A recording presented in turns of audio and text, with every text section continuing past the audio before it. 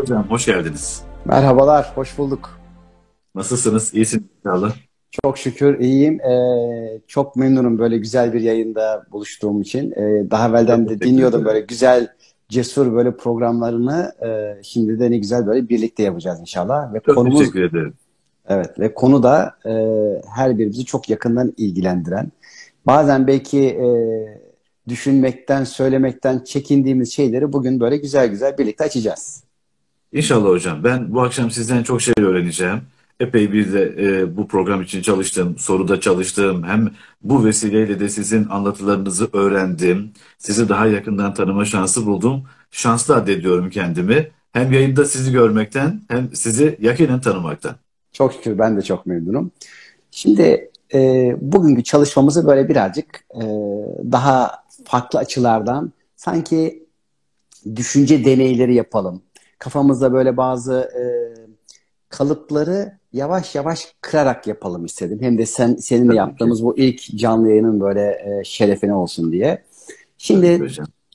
her birimiz şunu isteriz. Yani biz çok gelişelim, tekamül edelim, şöyle yapalım ya da etrafımızdaki insanları değerlendirirken ya bak şu şöyle gelişmiş, bu az gelişmiş, bu çok gelişmiş, bu çok tekamül etmiş. Hani bu cennetlik, bu Allah'ın çok iyi kulu, bu evliya gibi şu şudur bir sürü değerlendirmeler yapıyoruz. Şimdi Hı. tabii etrafımızdaki insanları ya da kendimizi değerlendirirken bazen yargılarımız kendi duygularımızla birlikte birazcık değişebiliyor. Yani kendi duygumuz işin içine girdiği zaman çok doğru değerlendirmeler yapamıyoruz. Bu sebeple dedik ki gelin birlikte tekamül etmiş bir insanı bir yapay zeka olarak birlikte yapalım. Evet. Ve bir tekamül makinesi yapalım.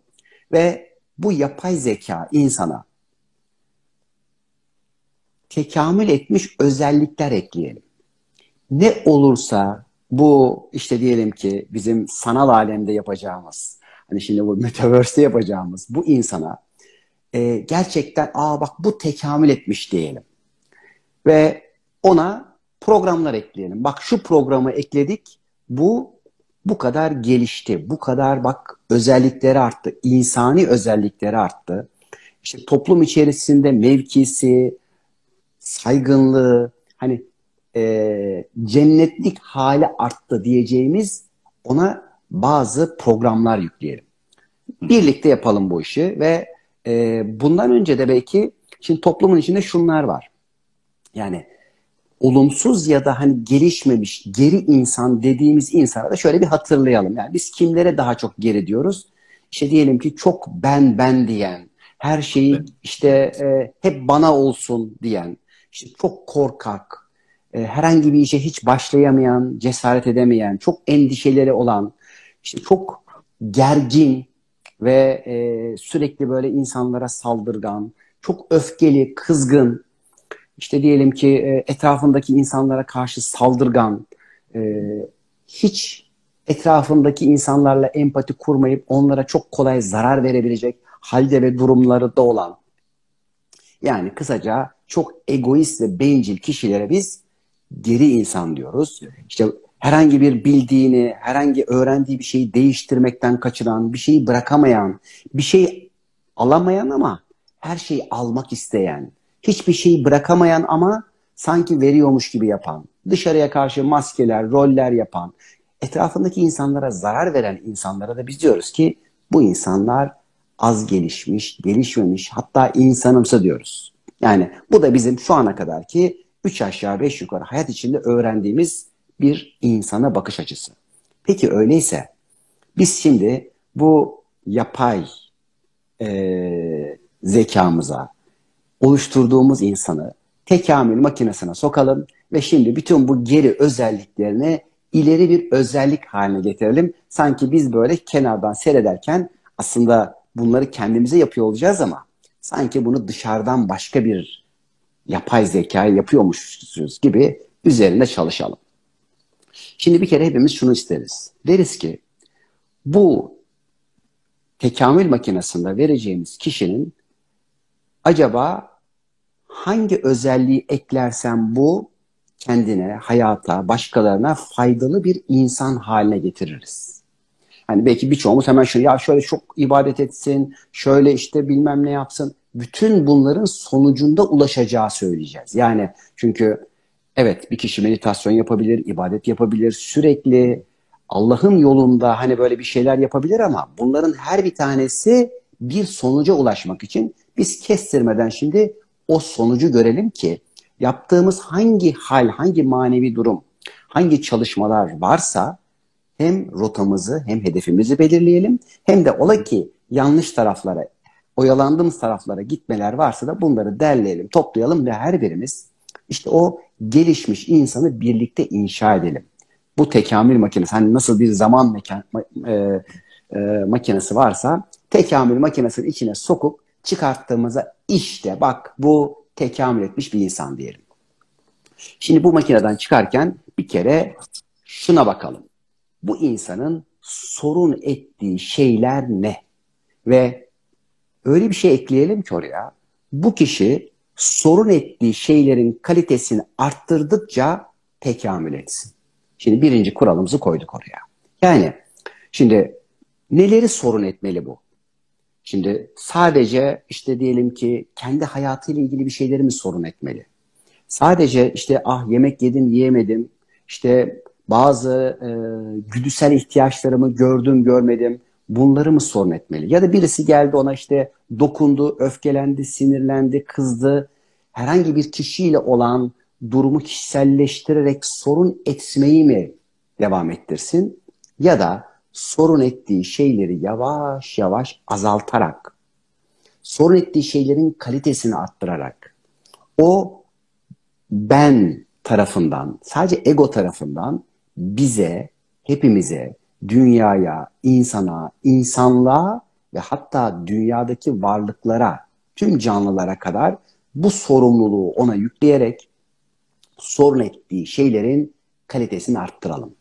Hatta o anda kendi bireysel bazen çıkarlarından bizim ve hepimizin çıkarlarını önde görecek ve bu alandaki sorumluluğunu daha iyi bilecek bir hale getirelim. Öyleyse sorun etmeyle sorumluluk duyma ilkesini ona aynı anda yükleyelim.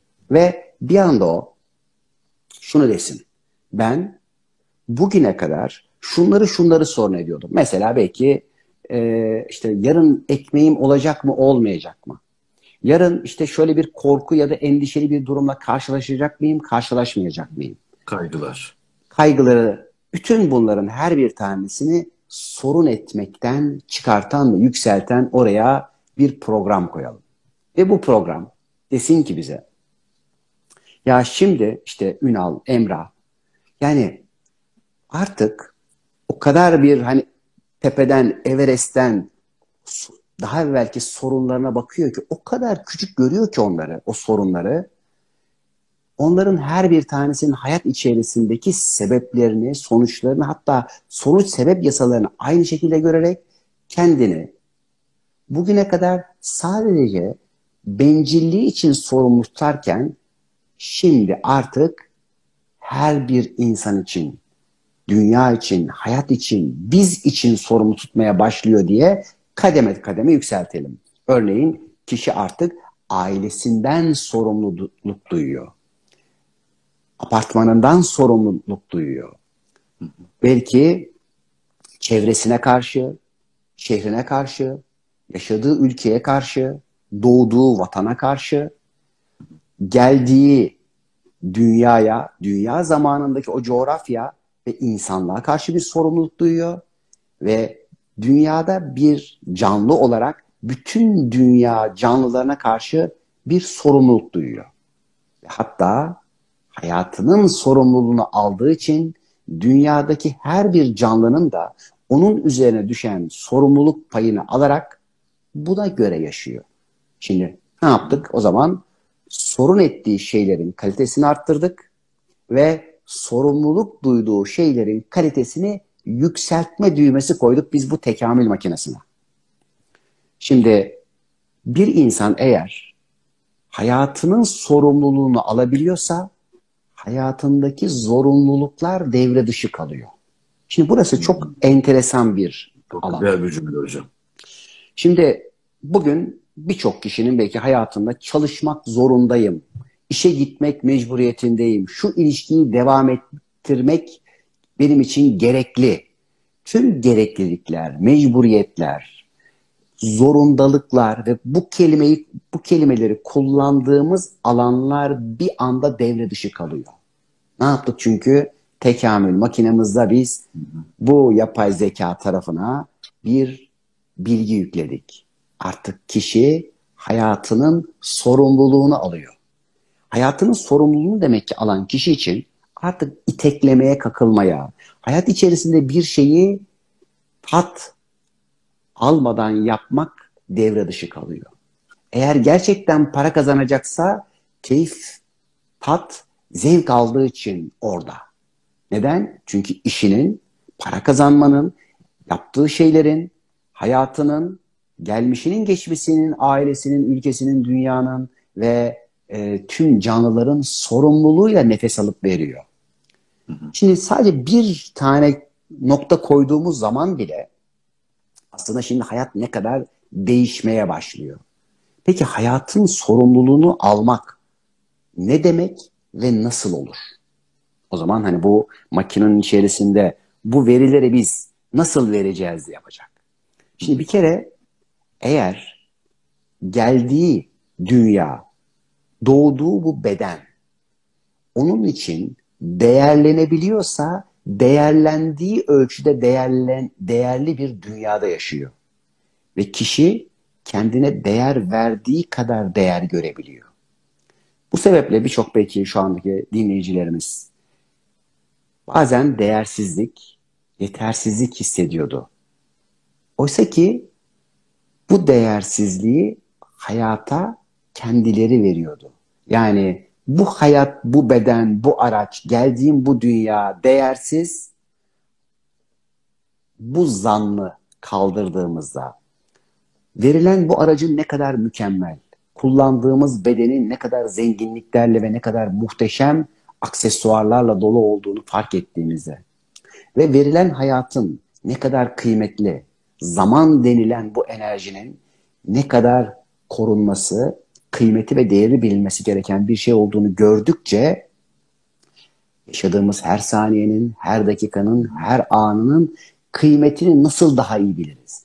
Nasıl daha iyi değerlendiririz? Şimdi bu sefer değerlendi, değerli olan şeyin sorumluluğu daha çok bilinmeye başladı. Bu sefer bu bedenin, sağlıklı olmanın sorumluluğu ne? Bu sefer daha iyi yiyeceğim, daha güzel besleneceğim. Bu bedenin çalışabilmesi için en doğru ve en iyi enerji kaynaklarını vereceğim ve aldıklarımın da tadını, lezzetini alacağım. Şimdi biz bir detoks kampından geçtik mesela. Bir aylık bir kamp sürdü, böyle binlerce arkadaşımız online yaptık. Şimdi o kampın daha ortalarında ağız tatlarımız falan değişti. Diyelim ki yine bir elma yiyoruz. Ya diyoruz, elma böyle bir şey miydi? İçindeki suyu, mineralleri, işte o bütün sanki atomlarını seçip dilin içindeki o bütün damak tadı, ölçümleri, değerlendirmeleri bambaşka bir hale geldi. Neden? Çünkü madem bu kadar değerli bir aracım var, ben onu nasıl korurum, nasıl muhafaza ederimin oraya programını koyduk. Ve hayat tatlanmaya başladı. Farkına varmaya başladı. Farkına varmaya başlıyoruz. Evet. Evet. Diyelim ki su içiyorsun, suyun tadı başka. Bir çiçeği kokluyorsun, o çiçeğin kokusunun içindeki bir sürü ara kademeleri de almaya başlıyorsun. Çünkü bedendeki toksinler, zehirler, o aralara sıkışmış bir sürü katmanlar gittiğinde beden öyle bir tatlanıyor ve lezzetleniyor ki ya diyorsun, meğerse bu kadar bolluğun, bu kadarcık güzelliğin içinde kendimizi ne kadar fakirleştiriyormuşuz. Çok basit bir deneyimle bile bunları hepimiz yapabiliyoruz. Ve hayatın sorumluluğu alınmaya başlandıkça bu sefer bize verilen, emanet edilen, eğer evliysek karımız ya da kocamız, çocuğumuz, bekarsak sevgilimiz ya da annemiz, babamız, kardeşlerimiz, akrabalarımız, arkadaşlarımız, dostlarımız, bu coğrafyanın içinde yaşayanlar, bize tat veren bir sürü belki eş dost, her bir tanesinin yaptığı aracılık Hatta bazen hoşumuza gitmeyen davranışlarını sergileyen dostlarımızın dahi bize yaptığı hizmetleri görebiliyoruz. Ve her bir tanesi, hatta bazen o en kızdığımız, en uzağa koyup da kaçmaya çalıştığımız kişilerin bize ne kadar fayda vermek üzere çalıştığını görerek bir de onlardan helallik ister duruma gelebiliyoruz.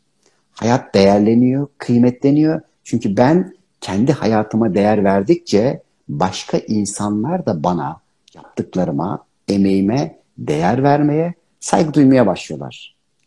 Öyleyse her birimiz bakın sadece tekamül düğmesine bastık ve bir tek sorun ettiğimiz olayları azalttık, sorumluluk duyduğumuz alanları çoğalttık, genişlettik, kalitesini yükselttik ve bunların kalitesi yükseldikçe o tekamül düğmesinde hani butonu çevirip de sıfırdan böyle 9'a 10'a doğru götürdükçe her birimizin yaşam kaliteleri değişmeye, gelişmeye ve biz insan olarak da daha yüksek bir alana doğru hal ve tad olarak çıkmaya başladık. Bu konuya yine bir daha gelelim ama biraz daha açayım. Mesela birçok kişi bugün anlayış kıtlığı ve eksikliği yaşamakta. Herhangi bir şeyi çok basit olarak anlatsanız da anlayamayabilmekte ve içeriye alamamakta, bakıp görememekte, görüp anlayamamakta, anlayıp fark edememekte, fark ettiğini idrak edememekte, idrak ettiğinin şuuruna varamamakta. Oysa ki en önemli şeylerden bir tanesi bir kişinin şuurlanması, şuurlanabilmesi, yani bağlantılar kurabilmesi. Şimdi öyleyse bir insanın anlayış hızı ve kabiliyeti gelişmişliğinde çok önemli bir nokta. Ve biz anlayış hızını arttırdıkça bir kişinin, yani daha lep dedik, leblebici dükkanına bütün çerezleri şunları bunları sayacak hale gelebiliyorsa o kişi artık gelişmişlik yolunda, insani tekamül yolunda artık yüksek aşamalara doğru çıkıyor. Peki öyleyse şimdi bakalım. Biz nerelerde bu algılamanın, anlayabilmenin önünde engeller koymuşuz? Burası çok önemli. Ki mesela bir sürü olaylar, ki senin de çok güzel bahsettiğin bir sürü konular, olaylar var. Şimdi e, diyelim ki biz 80 milyonluk, 80 küsür milyonluk bir ülkede yaşıyoruz. Ve bir bakıyoruz ki yani bunu 200-300 bin kişi, hadi bilemedim 1 milyon kişi konuşuyor, anlayabiliyor bazı konuları. Bazı olayları hani herkesin gözüne göstere göstere anlatmalarına, hani neredeyse insanın zekasıyla ve aklıyla dalga geçercesine dünyada birçok olaylar cereyan ederken bir bakıyoruz ki yani gören anlayan o kadar az ki komik derecesinde, yani hatta yani anlayanlar e, bayağı bir zorlanıyorlar. Nasıl bu kadar basit bir şeyin anlaşılmamasına şaşırıyorlar. Öyleyse insanın gelişmişliğinde anlayış hızını arttırmak, kavrayış hızını arttırmak bir insanı tekamül ettiriyor. Bakın dikkat ederseniz hiç ne herhangi bir din, herhangi bir inanç, hiçbir şeyden bahsetmiyoruz. Ama bütün onların bizi getireceği bir seviyeden bahsediyoruz. Burası çok önemli. Yani hiçbirimizin, yani evet, anlayış kıtlığını iyileştirmenin gelişmişlik olduğuna itirazımız yok. Zaten olamaz. Olamaz. Çünkü Evet. evet. Çünkü bilenle bilmeyen nasıl bir olsun ki? Ama birçok kişi eğer bildiğini zannediyorsa, işte cahillik denilen sistemde tam burada başlıyor. Ben zaten biliyorum diyor. İşte o bildiğine yapışanlar, bırakamayanlar ve orada kendini yobazlaştırıp, katılaştırıp, sabitleşenler burada geri insan kalmaya, geride kalmaya kendilerini mahkum edenler. Kurtarılamayacak insanlar. Evet, aslında kurtarılmak için çaba göstermeyen, yardım talep etmeyenler, onlar için yapacak bir şey yok. Yapacak bir şey yok. Aslında hayatın başka sistemleri devreye giriyor orada. Yani sabit kalan, sabit kalmak isteyen, ilerlemeyenleri geriletme sistemi tekamülde devreye giriyor. Oraları da kırarak bu sefer sistem harekete geçiriyor. İşte bunun başında savaşlar, işte coğrafi bazı olaylar, sosyal olaylar, doğal afetler, depremler, seller ve bu girdiğimiz hızlı tekamül devresinde ve dönüşüm devresinde bu sebepten bunların bolca olup seyredeceğimiz bir dönem geliyor. Yani biz bazen şöyle diyoruz, bakın tekamül gittikçe hızlanacak, hızlanmak zorunda. Çünkü bir yere yetişiyoruz hep beraber. Yani buraya giderken şimdi şu 2020'den beri ne kadar hayatımızdaki birçok değerler, bildiklerimizi bırakarak gitmek zorunda kaldık. Çok şey Evet, değişti. evet. Şimdi mesela bir sürü avantajları da var. Şu anda online hepimiz evimizde oturduk. Bakın böyle sohbetleri birlikte yapabiliyoruz. Ama diğer taraftan da şimdi bu işe direnenler, yeniliğe geçemeyenlerin ne kadar acıtıldığını, kırıldığını, zorlandığını da seyrettik. Ve bundan sonra çok daha da hızlanacaksa o zaman bu hız geride kalmak isteyenleri biraz daha zorlayacak. Korkuları, endişeli olanları, geçmişe bağlanıp sabit kalmak isteyenleri koparmak üzere bir sürü seri olaylar ve tekamül hamleleri öyleyse gelecek. Ve bunların hiçbir tanesi kötü diye, bir ceza diye ya da insanlara diyelim ki bir zulüm diye değil, harekete geçirmek için olacak. Ve tabii ki bazılarında bunların kullar kullanılacak, bazen doğa kullanılacak, bazen tetikleyici çeşitli mekanizmalar vazifelileri tarafından kullanılacak. Tabii ki biz bunlardan kendimizi korumak, koruma istemek, Yaradan'dan yardım istemek durumundayız. O ayrı konu. Herkesin kendi yapacağı bir konu. Kendi inancını, kendi anlayışına, kendi gelişmişlik seviyesine göre. Öyleyse bizler anlayış hızımızı ne kadar geliştirebiliyorsak, ne kadar hızlandırabiliyorsak, ne kadar bir şeyi çabuk anlayabiliyorsak, işte biz o kadar hızlı bir şekilde ne yapıyoruz? Aslında tekamül ediyoruz ve diyelim ki az anlayan bir insanın tekamül hızıyla hızlı anlayan bir insanın gelişme hızı arasında çok büyük bir fark oluşuyor. Ve eğer anlayış hızı gelişiyorsa bu sefer şimdi oraya başka bir tekamül makinamızda bir buton koyuyoruz. O da bir kişinin bir olay olduğunda şaşırıp şaşırmamasıyla alakalı bir şey. Şimdi burada çok enteresan iki tane nokta devreye girecek. Şimdi her şey mümkün, olabilir. Yarın dünya yok da olabilir. Ya olur mu yaşayacak? Ya her birimiz için her türlü durum mümkün. Mümkünat alemindeyiz ve planımız, programımız, yaşama için attığımız imza neyse o kadar buradayız. Ama yarın dünyanın herhangi bir yerinde çok büyük depremler olabilir. Büyük sellerde bir sürü şeyler seyredebiliriz. Savaşlarda bir sürü insanların ölümüne şahit ya da seyirci de olabiliriz. Bunların hepsi mümkün. Çünkü plan, program yapılır ve her birimiz ihtiyacımız ölçüsünde oranın altını imzalar ve yaşarız. Yaşadığımızda bizim hem mukadderatımız hem de talebimizle buluşur. Öyleyse hiç kimseye acımak, hiç kimseyi yargılamak herhangi birimizin haddi değildir, yetkisi dahilinde değildir. Bize dua etmek, yardım etmek ya da bir talep varsa orada olmak görevimizdir, sorumluluğumuzdur ama yargılamak değil. Şimdi öyleyse biz raflarımızı ne kadar genişletebiliyorsak, ne kadar çok rafımız varsa bizim için olmazlar o kadar az. Ne kadar çok gelen bir bilgiyi hızla alıp yerleştirebilecek bir alanımız varsa biz o zaman o kadar çok rafımız var ve bu sefer şaşırmıyoruz. Evet bu yeri burada. Falanca yerde şöyle bir şey oldu. Ha, yeri var. Ya para piyasası gitti. Her şey ters oldu.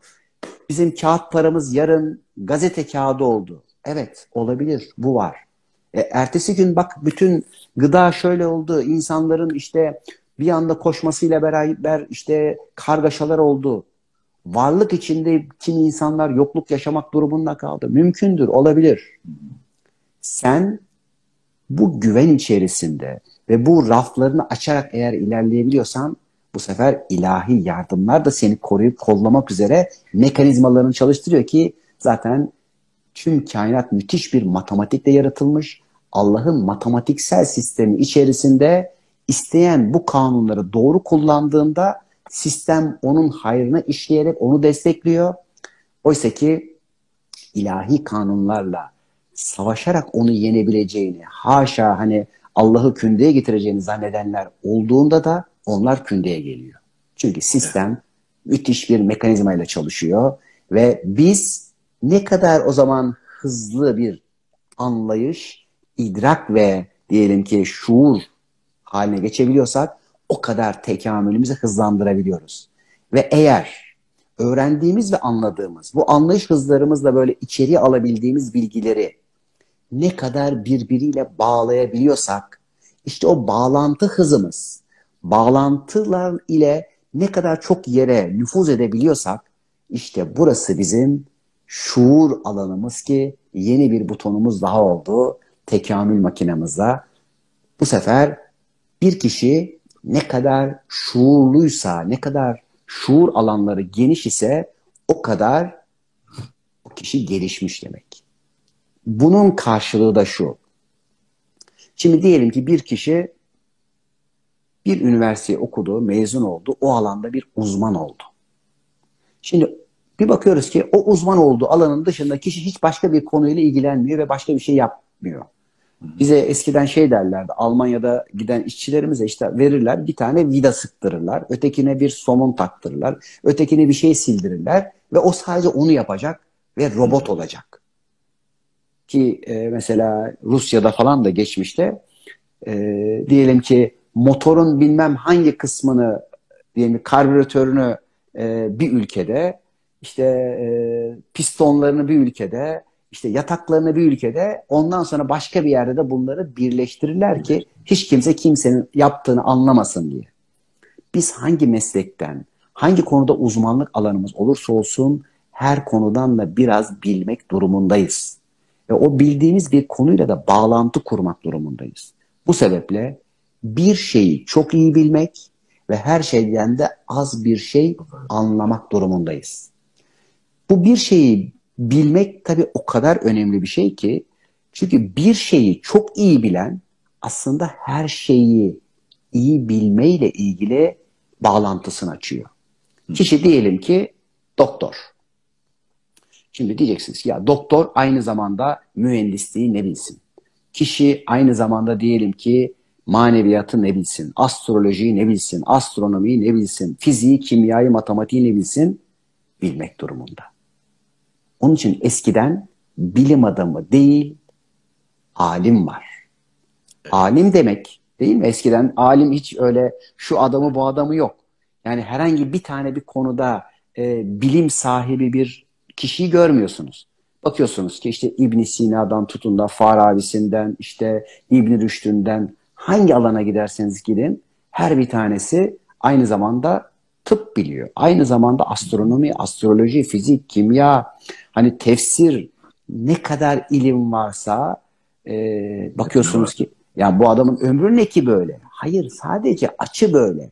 Bir şeyi çok iyi biliyor ve o çok iyi bildiği konunun matematiğini nereye yönlendirirse orada aynı açılım tekrar ediyor çünkü. Eğer bütün kainat bir zerreden 30 trilyon hücre bir hücreden meydana geldiyse bir hücreyi çok iyi bilen bir biyokimyacı bütün bedenin işleyişini ve sistemini çok iyi bilir. Öyleyse bir tıp doktoru iyi bir şekilde bir hücrenin yapısını biliyorsa makinenin işleyişini de, genetik bilimini de, bir insanın ruhsal durumunu da çok iyi bilir. Oysa ki şimdi bugün baktığınız zaman neredeyse bir tıbbın içinde artık kaç tane ayrı dal var, ara bilim dalı var bilmiyoruz. Sayıları gittikçe artıyor. Tabii olabilir, bu da iyi bir şey ama o dal diyor ben bunu bilmiyorum. Peki sen bunu yaparken o zaman başka bir şeyi bozarsan ne olacak? Onu bilmiyorsan, onun mekanizmasını anlamıyorsan, sen şu ilacı verdin, o ilaç buna iyi gelirken bütün mekanizmayı, sistemi bozarsa, şu organ hiçbir işe yaramıyor zaten, ben buradan alayım dediğin zaman onun bütün duygu sistemini, mekanizmasını çökertirsen ne olacak? Ya Evet. da bunu aldık bir mühendise, bir arabaya. Ya ben sadece arabanın işte diyelim ki dinamosunu biliyorum. Elektrik sistemini biliyorum. Tabii sen sadece bunu biliyorsan, arabayı bilmiyorsan, ya orada bunu bozarsan, onun için biz bir şeyi çok iyi bilip ve bütünle ilgili de fikir sahibi olmak durumundayız ki işte bu anlayış ve idrak hızı ve bağlantı kurabilme şuur halimiz bizim bu sefer diğer bütün konularla bağlantı kurarak müthiş bir algılama yeteneğimizi arttıracak. Şimdi biz mesela ayda bir genel soru cevap yapıyoruz. Diyorum ki kendinize iyi gelecek, fayda verecek bütün soruları sorabilirsiniz. Şimdi diyelim ki birisi tıbbi soru soruyor. Bir tanesi mühendislik soru soruyor. Birisi astronomi, birisi astroloji soruyor. Fizik, kimya sorabilir. Gen bilimi sorabilir. Ben bunların hiçbirine uzman değilim. Fakat bir şeyi eğer görüyorsak o bir şeydeki kanun her yerde aynı işliyor. Burası tabii ki işte bizim belki de kendimizi geliştireceğimiz, gelişmiş düzeyimizi arttıracağımız çok önemli bir düzey. Ve tabii ki biz şimdi bu anlattığımız hani bir sürü butonlar yaptık, tekamül butonları yaptık. Hani biliyorsunuz Metaverse moda, biz de şimdi modaya birazcık uymuş olduk. Kendimiz şimdi bu Evet. alemin içine girdik. Ve şimdi bu tekamül etmiş insan bu sefer nasıl bir davranış modelinde olur değil mi? Bu kişi güzel ahlaklı olur. Ve güzel ahlaklı olan bir kişi şimdi çevresine faydalı olur. Faydalı olması demek, fayda verebilmek için şimdi kendi değerini bilen dedik, kendi değerini biliyor. Kendi değerini bildiği için kendi sınırını ve kendi alanını biliyor. Yani birisi onun alanına girip ona zarar vermeye kalktığı zaman dur diyebilir ve o başka bir kişinin alanına girdiğinde kendinde de bir açık kapı bırakıp kendine zarar verileceğini bildiği için başka bir insana zarar verilmeyeceğini bilir. Kendini sever, kendine değer verdiği için kendini sevebildiği kadar sistemin ve kainatın, Allah'ın onu sevebildiğini hisseder. Ve bu sebeple yaradılanı ayırt etmeden sevebilmeyle ilgili gönlünü, kalbini açar. İşte bu kalbini açış artık kalbinden gelen sesleri onu duymaya götürür ve kalbini dinleyip duyduğu için kalbinin pusulasını açar. Ve kalbinin pusulasını açtığı için vicdani değerleri gelişmiş olup neyin iyi, neyin iyi olmadığını, hangi alanın seçilip seçilmeyeceğini, kendine faydalı ve faydasız alanların ayırt edilebileceği bir görüde, zekada, idrak ve ilhamda olur. Bu ilhamın sebebi kalbini açması, oradaki perdeleri kaldırması, kalp gözünden artık üçüncü gözünden öte içeriden, derinden görmeye başlamasıdır. Bu insan şunu artık bilir ki ben bir şeyi eğer kainattan almak istiyorsam ben çevreme, etrafıma faydalı olurum. Apartmanımın önünü temizlersem çıktığım yer ferah, aydınlık olur. Evimi temizlersem gelen misafirlerimi, kendimi rahat ettiririm.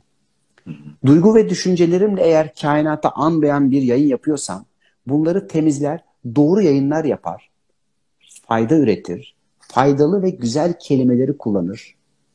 Hayatı çöplüğe değil, çok güzel gül bahçesine çeviririm. Ve ifadelerimle yarattığım her ol diyerek güzel bir oluşu seyrettiğim bu dünyayı ve hayatı kendim için cennet eder.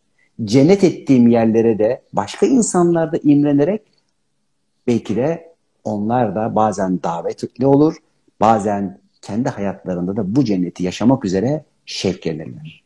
Yani Daire güzelleşiyor, başka daireler de bundan etkileniyor. evet, aslında işte tekamül makinamızla biz böyle şimdi bir insan var ettik. Bunu şimdi hepimiz kendi hayatımızda yapabilir miyiz? Yapabiliriz.